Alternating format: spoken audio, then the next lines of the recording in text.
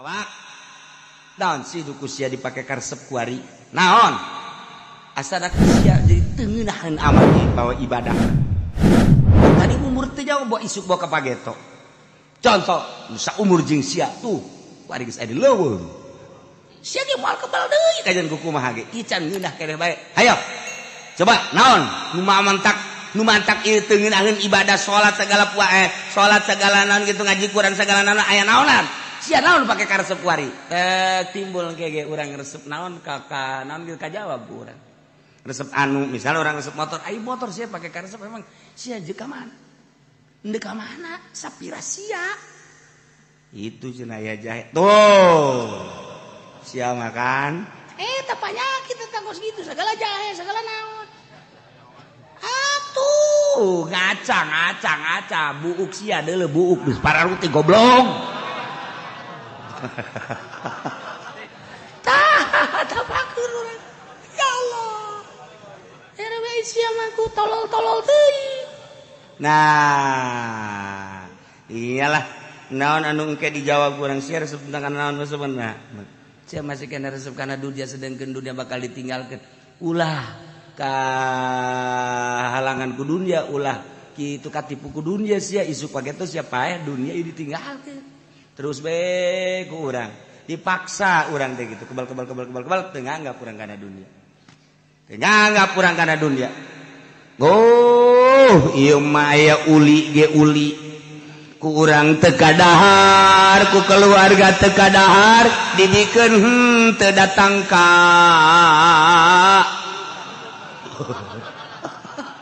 eta jelema pelit eta kos kitu weh kuari gong sipacoy kue Cina kue Cina teh kapan sapoe 2 poe 3 poe mun teu gadahar atuh pan eta mah bisa pake nimpa anjing teas dana mah tuh nah ieu lamun kurang diantepkeun teas atuh mantak naon bikeun sih keretan dar geus ya ngejalar geus bikeun ka batur bikeun plong bae urang pikiran mah ieu mah lain datang ka bulukan Masya Allah tah eta hese tah kos kitu tah hese jasa ya Allah aya deui di Limbangan Garut Limbangan Garut eta sok kapanggih bae jeung Kangjeng Nabi Khadir aya nyana nyaritakeun saminggu dedik maot sababaraha kiai ngalayan kadinya nyaritakeun bahwa kula unggal malam Jumat kadatangan Kangjeng Nabi Khadir masyaallah karak saminggu maot teliti jak kiai kan kiai pancen lamun aya makanan anu teu dibikeun moal kadatangan Kangjeng Nabi Khadir tapi nyana unggal malam Jumat jeung Kangjeng Nabi Khadir sedengkeun kiai eta kuehna loba nyana bingung tadu sejen kiai teu kaharti eta ditu naon kitu ngaranna aya hiji kiai ngimpi ka panggijeman barang ngimpi lain kitu kula mah di imah teh kapan boga kamar sorangan ieu imah geus teu dianggap dibikeun ka pamajikan jadi kula mah di kamar tah sorangan ieu imah geus lain nu kula nu pamajikan nu anak kabeh los ieu kue ke lain nu kula tong urusan nyana kula geus misah teh macak kana jeung nu kos kana ditu tadina impian teh kula mah ieu bae imah kita baga baju teh ngan sakadar 2 ieu dipake nu ieu diseuseuh ieu dipake nu ieu diseuseuh ngan sakadar sakeu imah lain nu kula sagala rupa lain nu kula jadi geus teu boga naon tak urang ge bisa kos kitu masalah ngeunaheun ongko deui mun hayang nyokot ka dinya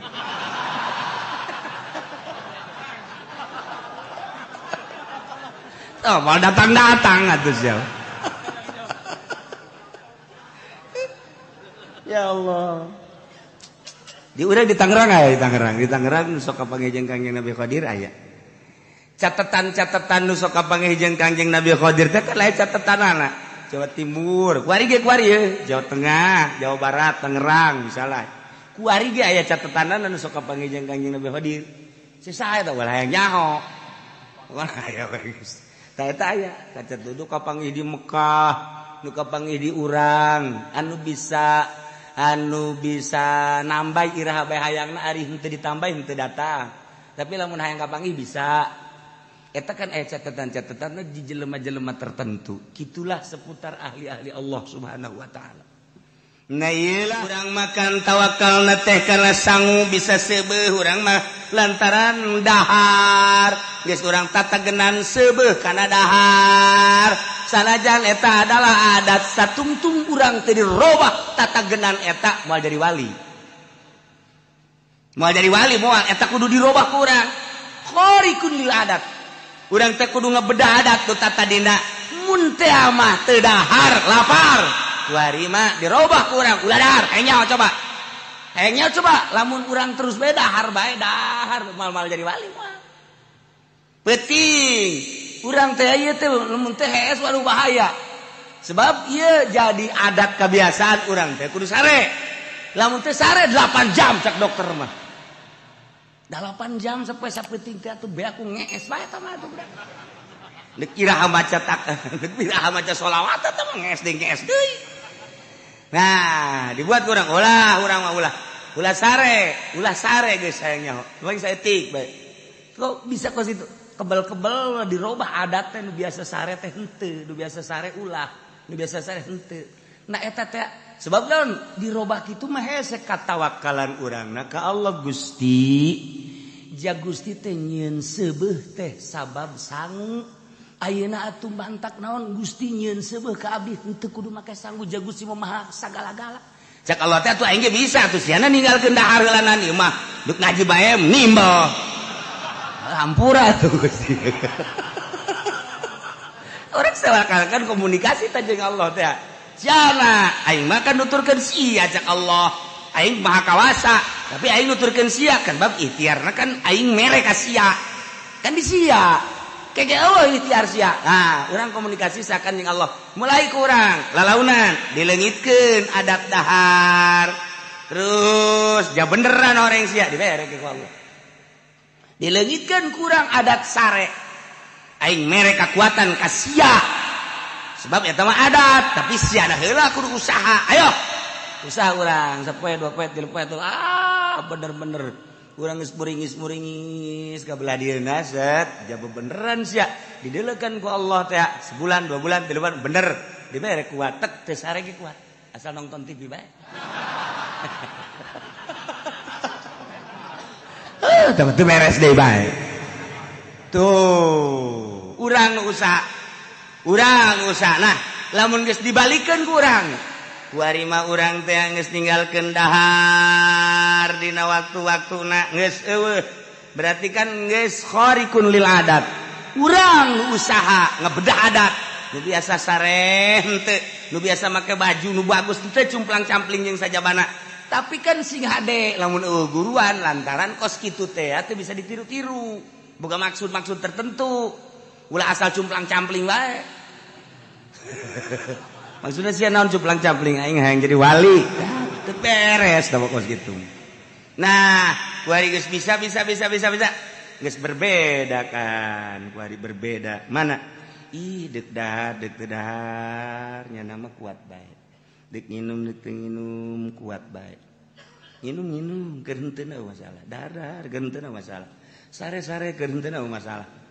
Jadi sare jeung teu sare bangona akur bae. Diberi kekuatan aku Allah seperti kos gitu geus lamun geus kos gitu alamna berarti beda jeung urang nyana sebab alam urang mah alam dahar alam nginum kudu di waktu-waktu nu jelas mun teu dahar teu kuat bisa kiceup bae aing nya mah henteu berarti geus beda kan alamna tuh nya mah alam kuat urang geus teu kuat sebab nya mohon ka Allah janu Allah ciptaan Allah jaga ninganan Kangjeng Nabi kuateun Sina Abu Bakar kuat Sina Umar da naon bedana kabelah dieuna wali-wali Allah nu aya di urang Syekh Mansur Syekh Astawi jakara ruwat atuh naon bedana jeung urang mah teu latihan doang latih urang tek kuat beda alamna geus kulantaran beda alam urang teh kuari mah bersih geus bersih zahir bersih batin bisa kadeuleu kuari mah makhluk-makhluk halus aya jin tuh kadeuleu Lulumpatan tuh lulumpangan kadeuleuk beda jin mah jenggoton jin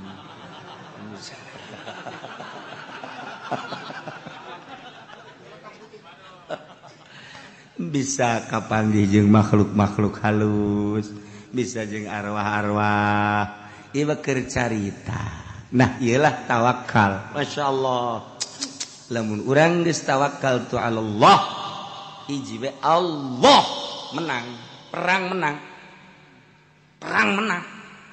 nu sok dicaritakeun sering teh jelema greget jasa tangkal kayu anu sok disembah bae kemudian kujana dibawakeun kampak goblok sia nyarembah ka dieu setan buana goblok tolol sia sembah ka Allah ulah ka tangkal kayu disembah ku sia tolol goblok punya nandek diraga aja aduh setan datang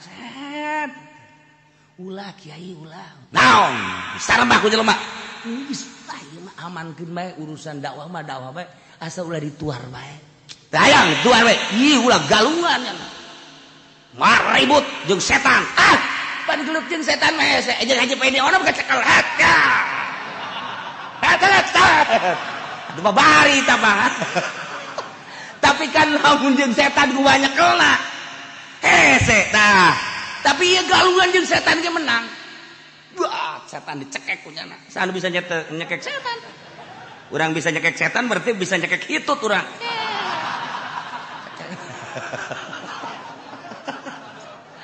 dicekek setan ampun jeung setan ampun sia ampun geus kieu bae jeung setan amankeun gula ayo geus kula mah geus pokona mah amankeun hitungan ke dibere bonus dihadapeun anggel ke cokot duit sampai 5 dirham sakitu bae geus bener sia bener sia ieu bener kula mah moal jalir tiang ge moal kula mah ulah dipaehan geus aman atuh awas ya nya lamun eueuh duit 5 dirham cekek ge wae beres di dulu bener isukna aya aja bener ieu setan sapoe 2 poe 3 poe 4 poe kali 5 poe eueuh ngan 4 poe doang kuat dah kali 5 poe goblok setan sih tuar deui ku aing sia tangkal bawakeun ragaji deui gongseng goblok sia di sembahan bae tuar sia aing datang deui setan ulah dituar kajian kuku mah dakwah ulah dituar teu bisa bohongan jalir janji sia aing naon 5 dirham mana ulah dituar ulah gelut teuy jeung setan gelut eleh kiai eleh waduh anu tatadina jotosanana mantap je kuari geus bisa ngajotos kiai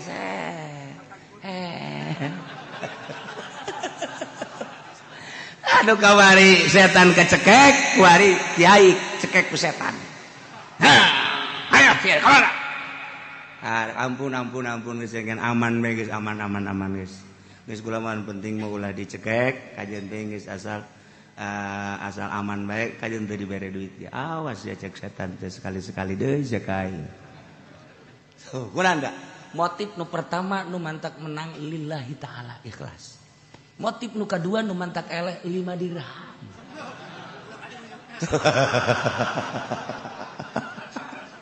tuh etalah sebagai contoh terus-terusan ka ditu na ge urang dek ibadah ka Allah teh nu mantak berat mata berat celi berat hudang aya bang baluh nur di luar ikhlas tuh di luar ikhlas tapi lamun geus ikhlas hudang jam sabaraha bae salat teh sabaraha rakaat bae ngeunaheun ieu lah tawakal tu Allah bagian kol bagian batin tilu nomor kahiji khosyah nomor kedua ikhlas nomor katilu tawakal tu Allah bagian anu zahir 2 ieu alladzina yuqimuna shalah mukmin anu sampurna teh nyaeta jelema anu selalu ngadirikeun salat yaitu nabiha bihuquqiha ngalaksanakeun salat kalawan hak-hakna salat. Urang ge osok salat, osok. Kadeuleu malah gegedena mah hayang kadeuleu. Kajeun Allah mah ja-nya nama gaib ieu. Gaib iman penting mah ieu bae jelema tatangga supaya neuleu. Bodoh ka masjid ge dak heuy. Ayo ka masjid ayo. Padahal hayang ka alam eta. Hayang ka alam. Tapi kan jelas bae salat kos kitu mah tah salat ambrang. Ambrang tah lain salat, ambrang salat. Salat teh nomor kahiji salat syariat, nomor kedua salat thariqah, nomor katilu salat hakikat. Salat syariat mah anu dijelaskeun ku Gusti Allah anu tanha 'anil fasya'i wal munkar. Salat eta bisa tanha 'anil fasya'i wal munkar, eta salat syariat. Geus lamun urang salat kemudian bisa ngahalangan tina munkarat tina fahsya. Nah ieu salat kakarak salat syariat ku lantaran salat geus teu daek maling, lantaran salat teu daek korupsi, lantaran salat teu daek ngabohong, lantaran salat teu daek maksiat. Tah eta salat eta mah salat kakarak salat syariat nu kos kitu mah ngaranna. Lamun salat bisa tanha anil fahsya'i wal munkar, sakumaha anu dijelaskeun dina Al-Qur'an eta salat syariat. Kos kitu ge eueuh jelemana. Tah ieu mah ambrang salat ieu mah ambrang. Tuh. Masya Allah. Etalah salat syariat. Encan asup kana ayat ieu. Sebab ieu mah tadi ge innamal mu'minuna kamilunal iman. Mukmin nu sampurna imanna bagian zahir nyaeta anu ngalaksanakeun salat. Salatna lain salat syariat, salat syariatna eta mah salat lumrah tanha anil fahsya'i wal munkar. Salat aya deui salat teh salat thariqah. Salat thariqah mah kuari geus mulai make perasaan-perasaan salat yatuna biha bihuquqiha, ngalaksanakeun salat kalawan hak-hakna salat. Tadi teh hak salat teh syarat jeung rukunna dilaksanakeun anu engke kadituna teh bakal tanha anil fahsya'i wal munkar. Kuari mah make perasaan salat eta. Ngahadirkeun rasa neuleuh ka Allah, ngahadirkeun rasa dideuleukeun ku Allah, ngahadirkeun rasa ngadenge ka Allah, dihadirkeun rasa didengekeun ku Gusti Allah. Nu jelas mah ngahadirkeun kudrat iradat Allah jeung hayat jeung samana. Urang teh setiap gerak moal kaluar tina kudrat iradat Allah. Biasa tu urang nangtung urang teh kudrat iradat Allah, ruku urang kudrat iradat Allah. Tidak urang kudrat iradat Allah, sujud urang kudrat iradat Allah. Tapi eta kudrat iradat Allah teh karasa ku urang, dihadirkeun ku urang kudrat iradat Allah geus liwat tina tanha anil fahsya'i wal munkar. Kuari mah geus dihadirkeun kudrat iradat. Apa aya anu robah di luar kudrat iradat? Mal aya. Apa aya nu cicing di luar kudrat iradat? Allah mal aya. Berarti pada hakikatna kabeh robah jeung cicing langit bumi kabeh saantero teu kaluar tidak kudrat iradat Allah. Nah, kulantaran ieu teh kudrat iradat Allah, urang teh kuarikeun salat. Aya dina kudrat iradat dikudratkeun jeung diiradatkeun ku Allah salat. Gusti. Loba nu gagah.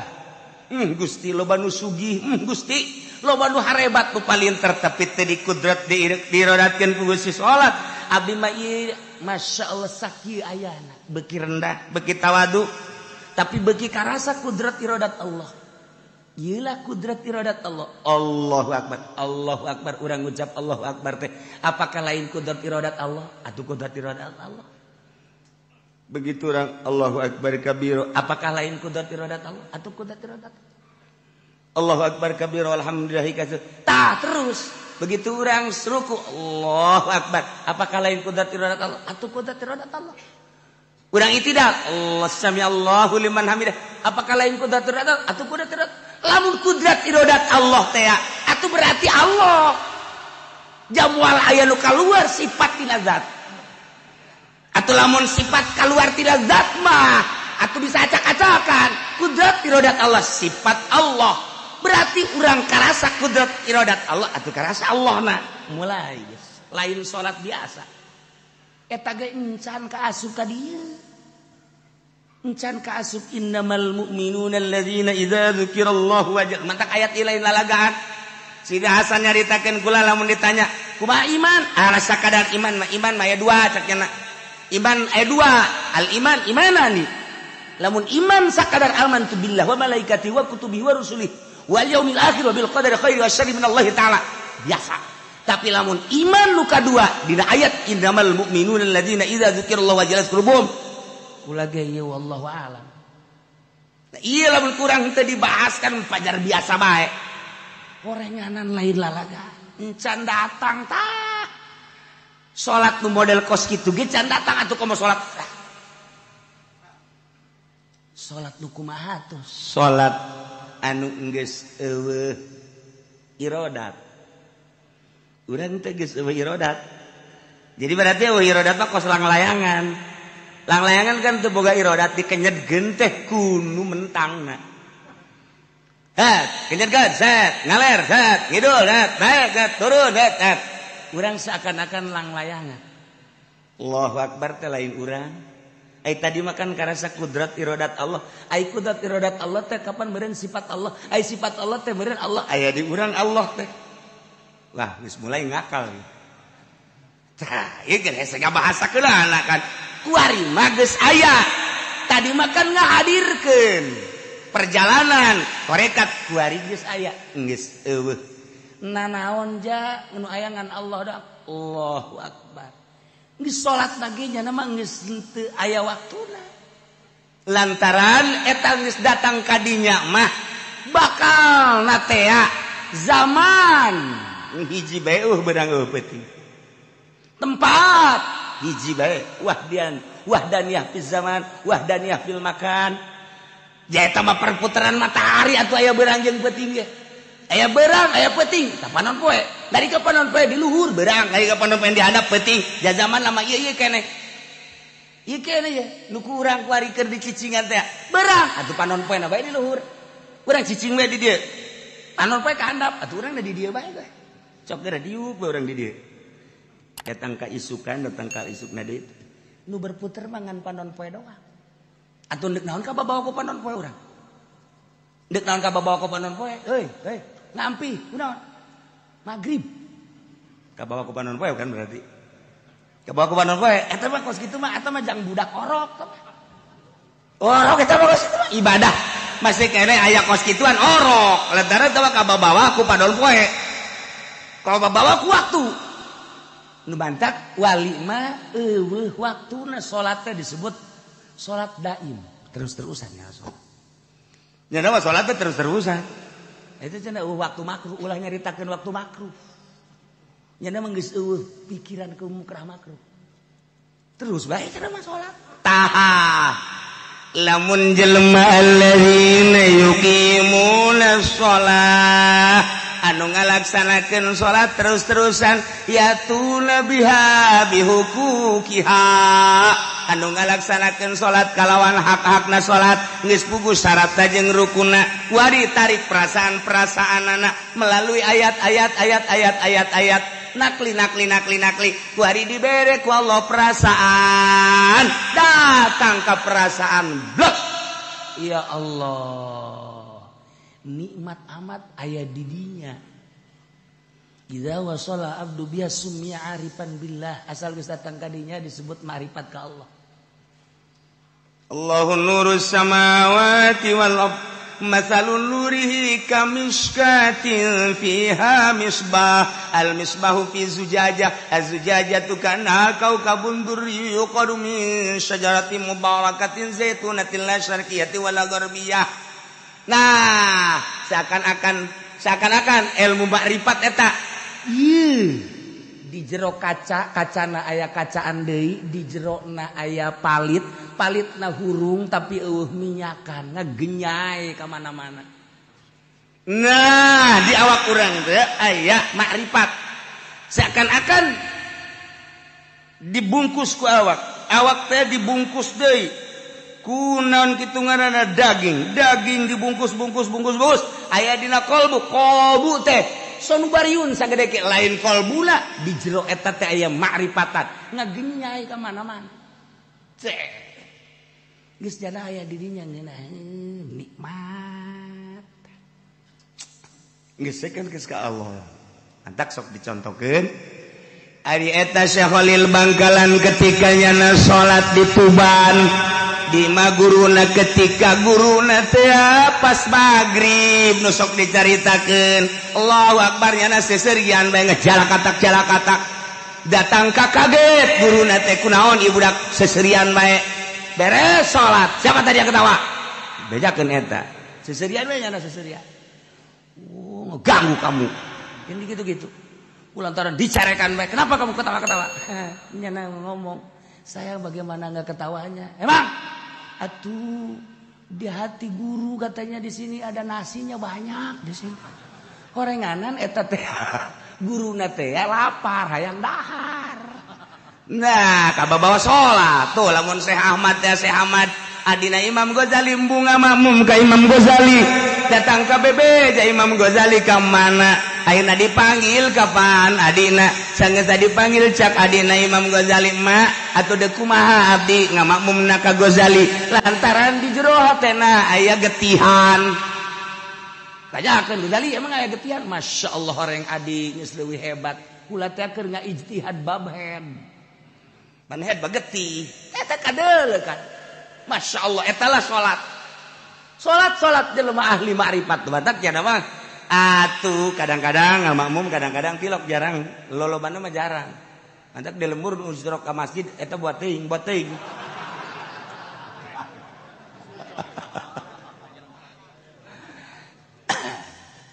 Imam Abu Yazid Al-Bustami ditanya minaina anta takulu wa tashrabu di mana anjeun dahar jeung nginum sedengkeun anjeun mah kapan laka sabak teu usaha teu naon dijawab ku Imam Abi Yazid Al-Bustami min haitsu yarzuquhullahul ba'udah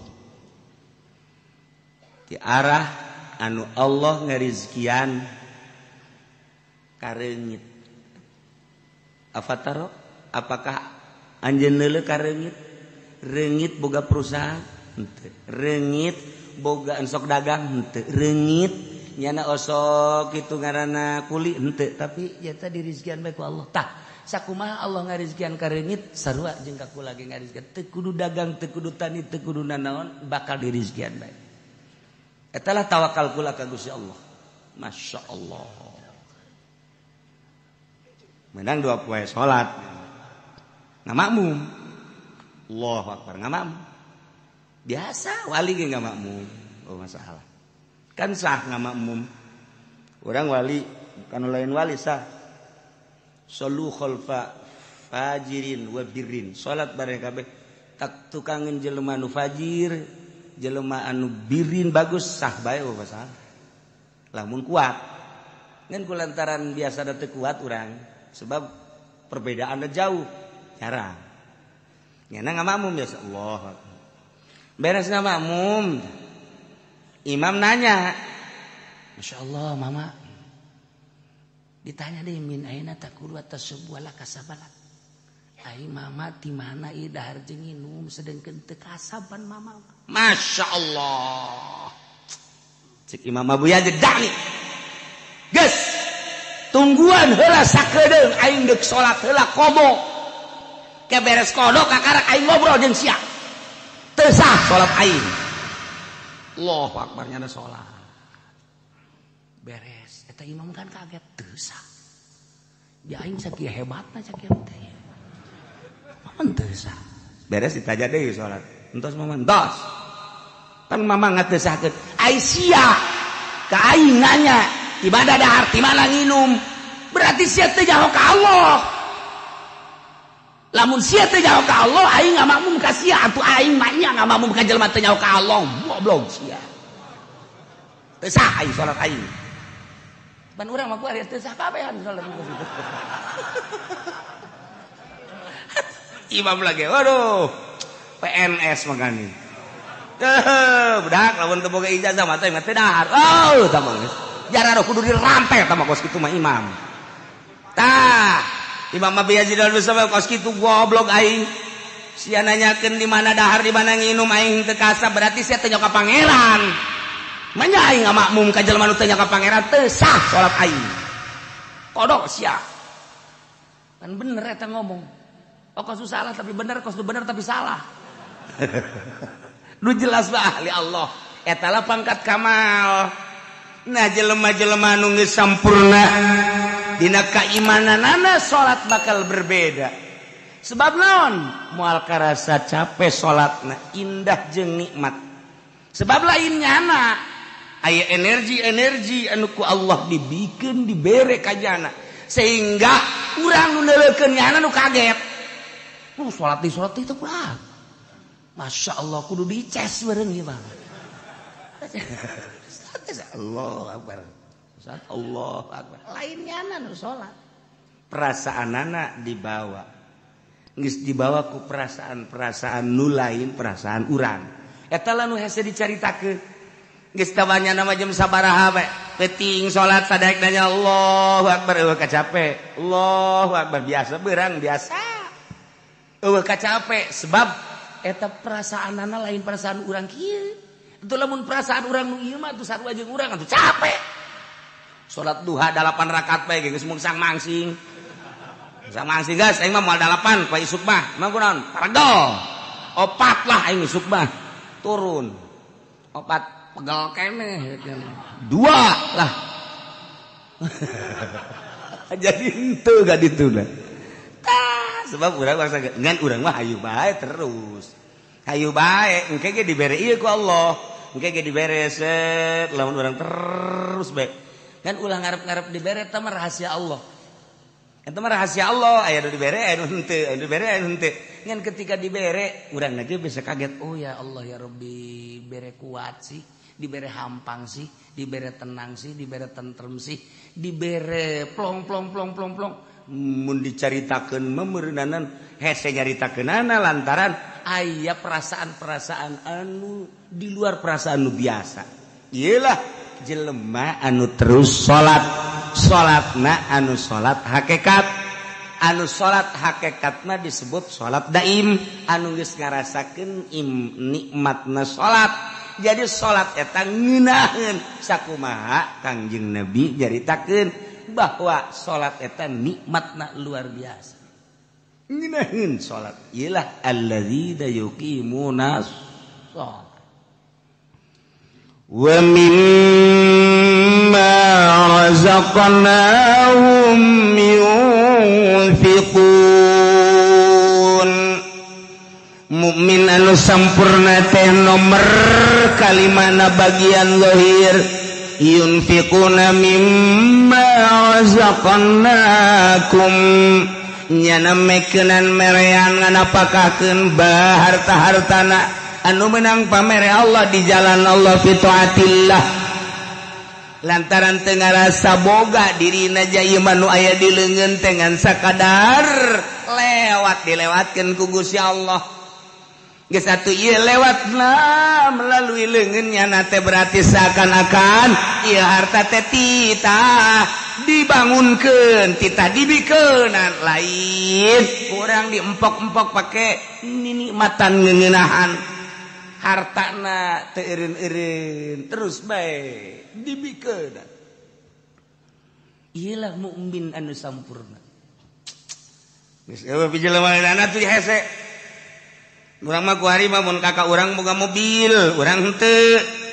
Aju urang nginjem ka kakak teh. Sia emang di ka mana? Cak kakak teh. Ibu gua di ka Bogor. Naon? Iya ya perlu heula ngolotan lah kieu bae lah daripada make mobil mah geus ka Tenggor mesti naon tah ongkosna bae eta teh min jumlah ti pelit eta kos kitu. Pelit eta kos. Daekan keneh mere ongkos daripada mobilna. Pelit eta kos kitu. Eta dereuskeun eta mah mere. Aya geus teh kudu make mobil kakak. Kakak mah geus bae ala kadata mere rokok bae. Aduh. Geus teh mah. Pohara. Jauh teh ka mukmin kamil, jauh. di antarana jelema anu moal kapanggih jeung Kangjeng Nabi Qadir teh di mana ya harta nu ngarenggen di imah datang ka isuk moal kapanggih jeung Kangjeng Nabi Qadir alaihi salam. Lamun aya harta ngarenggen di imah urang teh dibagikeun eta teh halang tina kapanggih jeung Kangjeng Nabi Qadir alaihi salam. Jadi lamun hayang kapanggih jeung Kangjeng Nabi Qadir ulah aya nu direnggenkeun deuk sare beakeun kabeh. Tuh.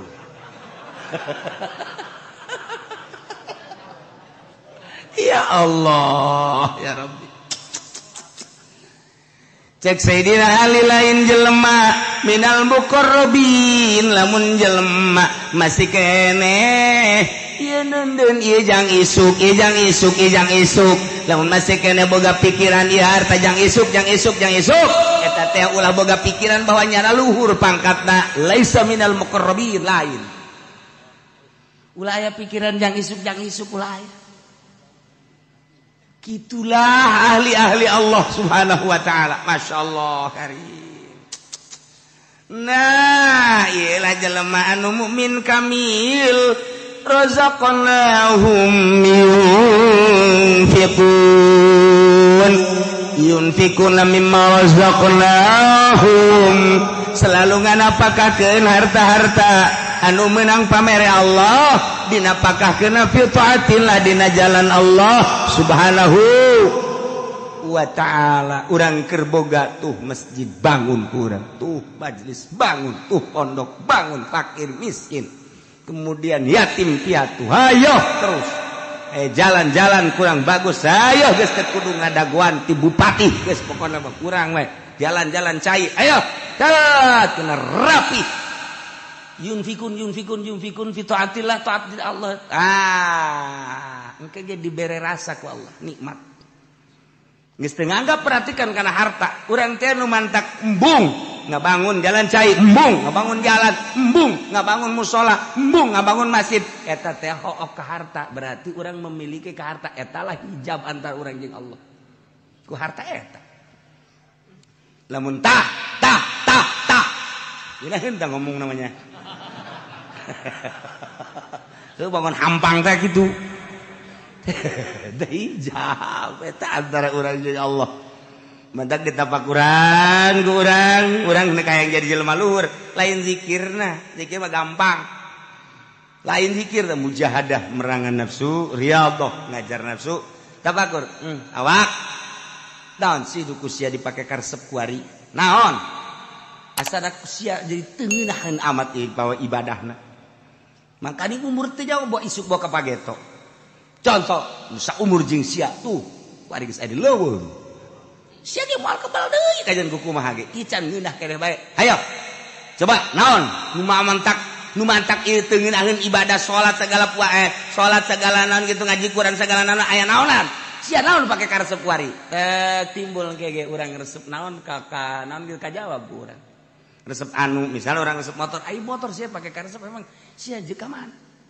endeu ka mana sapira sia itu cenah aya jahe tuh sia makan eta panyakit teh kos gitu segala jahe segala naon atuh ngaca buuk sia deuleu buuk geus pararuh teh goblok tah tapakeun urang ya Allah RW sia mah ku tolol teuing nah iyalah naon anu engke dijawab urang sia resep tentang naon sebenarnya sia masih kena resep kana dunia sedengkeun dunia bakal ditinggalkeun ulah ka halangan ku dunia ulah kitu katipu ku dunia sia isuk pageto sia paeh dunia ieu ditinggalkeun terus bae ku urang dipaksa urang teh gitu kebal teu nganggap urang kana dunia teu nganggap urang kana dunia oh ieu mah aya uli ge uli ku urang teu kadahar ku keluarga teu kadahar didikeun teu datang ka tah eta jelema pelit eta kuat kitu weh kuari gong sepacoy ku cidai we Cina teh kapan sapoe 2 poe 3 poe mun teu gadahar atuh pan eta mah bisa pake nimpa anjing teas kana mah atuh nah ieu lamun kurang diantepkeun teas atuh mantak naon bikeun sih keretan dar geus ya ngejalar geus bikeun ka batur bikeun plong bae urang pikiran ieu mah lain datang ka bulukan Masya Allah tah eta hese tah geus kitu tah hese jasa ya Allah aya deui di Limbangan Garut Limbangan Garut eta sok kapanggih bae jeung Kangjeng Nabi Khadir aya nyana nyaritakeun saminggu dedik maot sababaraha kiai ngalayan kadinya nyaritakeun bahwa kula unggal malam Jumat kadatangan Kangjeng Nabi Khadir masyaallah karak saminggu maot teliti jak kiai kan kiai pancen lamun aya makanan anu teu dibikeun moal kadatangan Kangjeng Nabi Khadir tapi nyana unggal malam Jumat jeung Kangjeng Nabi Khadir sedengkeun kiai eta kuehna loba nyana bingung tadu sejen kiai teu kaharti eta gitu naon kitu ngaranna aya hiji kiai ngimpi ka panggih mana barang ngimpi lain kitu kula mah di imah teh kapan boga kamar sorangan ieu imah geus teu dianggap dibikeun ka pamajikan jadi kula mah di kamar tah sorangan ieu imah geus lain nu kula nu pamajikan nu anak kabehan los ieu kue ke lain nu kula tong urusan nyana kula geus misah teh macakna jeung nu kos kana ditu tadina impian teh kula mah ieu bae imah kita baga baju teh ngan sakadar 2 ieu dipake nu ieu diseuseuh ieu dipake nu ieu diseuseuh ngan sakadar sakeu imah lain nu kula sagala rupa lain nu kula jadi geus teu boga naon tak urang ge bisa kos kitu masalah ngeunaheun ongko deui mun hayang nyokot ka dinya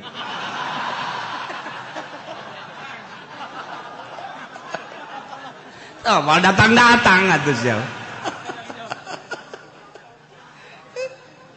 ya Allah di urang di Tangerang aya di Tangerang sok kapanggih jeung Kangjeng Nabi Khadir aya catatan nu sok kapanggih jeung Kangjeng Nabi Khadir teh kan lain catatanana Jawa Timur kuari ge Jawa Tengah Jawa Barat Tangerang misalnya kuari ge aya catatanana nu sok kapanggih jeung Kangjeng Nabi Khadir saha eta ulah hayang nyaho ulah aya geus tah eta aya kacat duduk kapanggih di Mekah nu kapanggih di urang anu bisa nambah iraha bae hayangna ari henteu ditambah henteu datang tapi lamun hayang kapanggih bisa eta kan aya catatan-catatanna di jelema-jelema tertentu kitulah seputar ahli-ahli Allah Subhanahu wa taala nah iyalah jelema nu mukmin kamil wa mimma razaqnahum yunfiqun teu hook harta dinapakahkeun di jalan Allah lantaran teu ngarasa nu nyana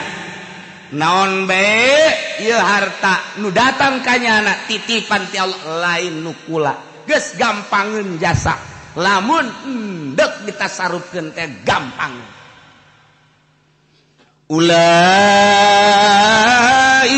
humul mu'minuna haqqan na ieu jelema nu kasifatan bima zikra kudu tadi teh hiji jelema nu sieun ka Allah nomor kadua nu ikhlas nomor katilu nu tawakal bagian batin nomor kaopat da anu salat bae anu salat teh salat hakikat nomor kalimana anu teu hokok kana bakahkeun hartana ialah humul mu'minuna haqqan ialah jelema-jelema nu mukmin kalawan nyata imanna urang mah kan iman teh bisa dinyatakeun ku ari urang teh bisa dinyatakeun guluang galeong mendak Syekh Kipudal bin Iyad ditanya ari iman anu nyata kos kumaha sok nyaho Syekh Kipudal bin Iyad henteu kula mah hayang nyaho be ieu ayat ieu humul mu'minuna haqqan mukmin anu hak mah mukmin anu hak mah bari kieu nya ieu mukmin nu hak tah lamun kopehanna digilirkeun kitu tah nya ka masjid ngagiler masih doyan dikitukeun deui ku nyana kaget nanya kaget cih eta mumin hak masya Allah bebeja tah jelema teh eta entas nanya ka Kifudal bin Iyad bahwa Kifudal bin Iyad teh kos kitu bisa urang nanya deui geus meunang sababaraha poe mama hayang nanya wah aya mumin anu hak tahu da nyaho mumin hak mah geus teh ahli Allah henteu kula mah penasaran mumin anu hak kusuk mah mumin anu hak mah lamun kopehna digular-giler tah oyag ieu taneuh begitu jana oyak-oyakan kutek geus stop eta mumin hak yakin babarieu langsung ka ditu syahid tak jadi mukmin hak mah geus kun fayakun Allah dibikeun ka nya deuk hayang naon deukeut hayang ka Mekah dideketkeun set lengkah masyaallah karim deuk hayang duit daun cokot deuk hayang kumaha deuk hayang sayangannya anak embung urang mah pan gua loba ka hayang mah tak teu dibere ku Allah ayeuna geus bunga satu tuh loba ka hayang atuh kitu bae henteu wari barang berapa wali Allah mah ji nah naon make raribut cenah di Indonesia wali Allah mah pasti kitu naon raribut atuh jak kabeh ge nang Allah ye kariman rek naon penting mah ibadah tuh ka Allah kitu kan wali Allah mah deuk kumaha ge kajian teh urang lamun nyaritakeun jeung wali Allah mah hese sebab naon sebabnya nama ngagunakeun teh ruh ai ruh mah kapan atuh deuk kumaha ge bisa bae urang kuari salat di majelis bisa salat di masjid bisa salat di mushola bisa kebeneran urang nyaba ye ka Jakarta kebeneran urang deuk salat di Mancek gong si Pacoy urang nyaba ka ditu saya mau salat enggak ada tempat ada juga itu kelenteng antum salat di kelenteng gak masalah jangan salat mah ieu salat Allahu Akbar di kelenteng urang sing hade bae gong si Pacoy na hudang nah jadi makin luhur teh makin bebas makin teu bermasalah dik naon teh masalahkeun ai urang bae ulah nyaritakeun batur eta mah urusan batur urang bae kuari mah geus datang ka mana ibadah ka Allah nah kos kitulah jelema ngan eta kan hese hayang datang ka dinya teh urang mah kababawa ku pikiran-pikiran luar urang mah kababawa ku pikiran luar mantak ketika salat teh arasup ka dieu pikiran politik pikiran ekonomi pikiran budaya asup Allahu Akbar lain salat aya golkaran di jero ieu. Allahu Akbar beres. Nailah mu'min haqqo ya nu bener bila syakin lahum darajatun inda rabbihim lahum tetap ka para mukmin anu jelas anu hak bogaan pangkat di sorga inda rabbihim mungguh pangeran di sorga naga atuh lain deui boga pangkat teh hartina darajat anu beda jeung nu sejen nomor kahiji ke mursalin nomor kadua ke nabiin nomor katilu ieulah jelema-jelema nu ngabogaan darajatun inda rabbihim 100 derajat bedana jeung jelema biasa 100 derajat bedana ieu mi'atu darajah urang lamun aya dina mukmin hak jeung nu sejen 100 derajat sadarajatna diukur kieu sadarajat teh gede-gedena eta darajat andai kata bumi jeung langit diasupkeun ka derajat nu eta asup kabeh sedangkeun nya nama 100 derajat geus hese jaritakeun masyaallah kunaon eta ku hese-hesena ikhlas ku hese-hesena hayang jadi mukmin haqqo ku hese-hesena innamal mu'minuna alladzina idza dzukirallahu wajilat qulubuhum seja anu ngageter-geter sieun ka Allah sehingga beusi salah mana jelemaana seja anu ikhlas teh mana seja anu tawakal tu Allah teh mana anu alladzina yuqimuna sholata salat hakikat nu mana anu wa mimma razaqnahum yunfikun iyalah nu 100 derajat bedana masyaallah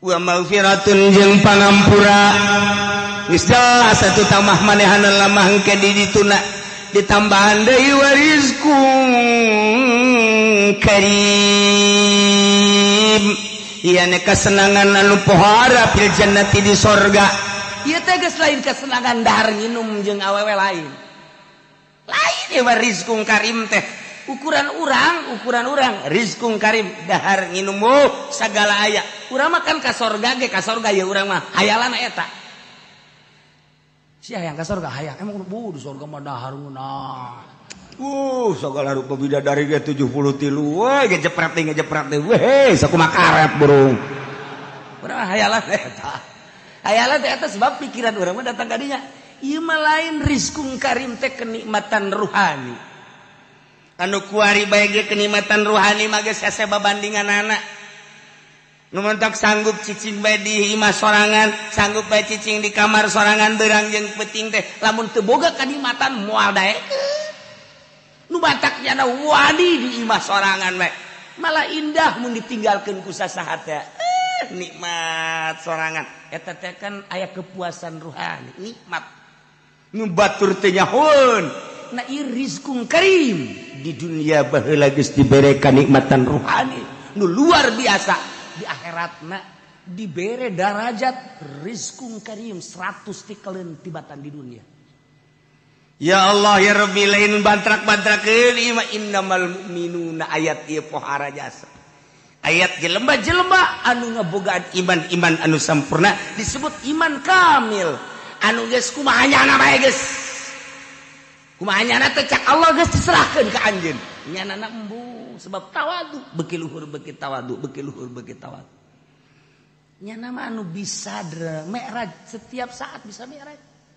Lamun Kangjeng Nabi nyaritakeun Isra Mi'raj, Israna Kangjeng Nabi minal Masjidil Haram ilal Masjidil Aqsa.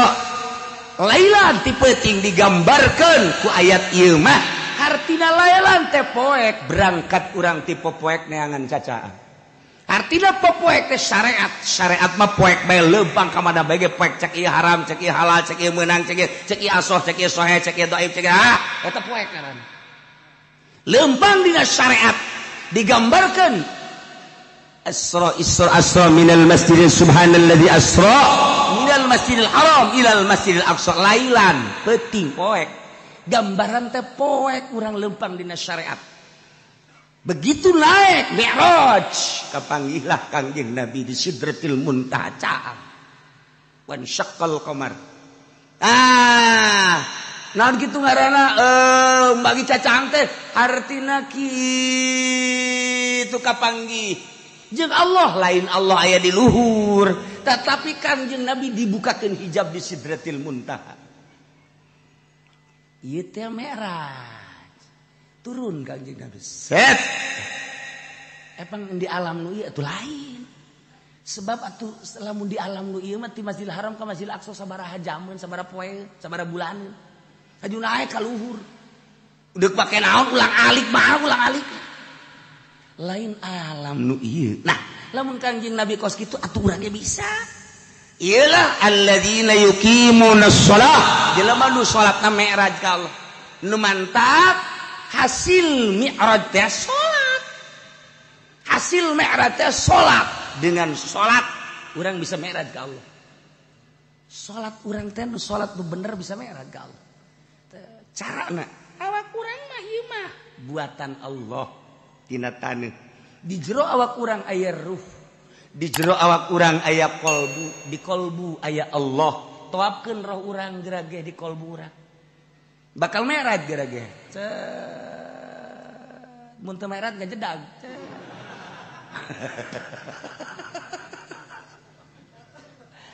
seperti gitulah ahli-ahli Allah eta mah secara global lah seperti eta praktekna tetep baik kudu boga guru teu bisa dipraktekkeun kitu bae teu bisa sebab naon sebab cara narik napasna cara peuremna cara ngahadirkeunana lamun encan mujahadah encan riyadhah jeung encan zikir tafakur mah bisa padahal ayat mah geus aya di urang tanda-tandana geus aya di urangan meraktekkeunana kudu boga guru ngaranna ieu lah guru mursyid ngan ieu mah keur carita alladzina yuqimunas shalah jelema nu salatna salat hakikat artina salat hakikat mi'raj teh kapanggih jeung Allah Kangjeng Nabi mi'raj kapanggih jeung Allah urang salat kapanggih jeung Allah pan urang mah salat kapanggihna jeung motor mah lulu di dieu motor mobil eta onam deureus masih kana elektronik eta jeung urang Karawang ya mamanya salat ka panggijeng itil teu beres satu salat.